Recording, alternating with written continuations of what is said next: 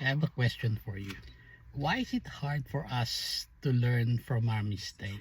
It's like every time that we think that there's about some changes that's gonna happen, then we fall back to the same trap. We fall back to the same issue. We fall back to the same things that we are avoiding. It's a fair question to ask, right? Someone approached me the other day and he said, what's going on with my life? How come my relationship doesn't work? How come this? Yada, yada, yada. And then I asked him a question. What did you change? What did you do? What did you try to improve to avoid the same mistakes again?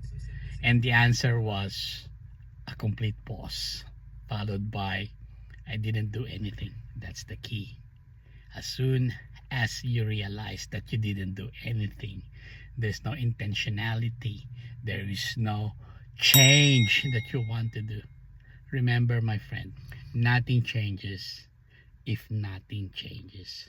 So don't repeat the same mistake. Avoid the trap of the enemy. Pray, ask wisdom, ask guidance.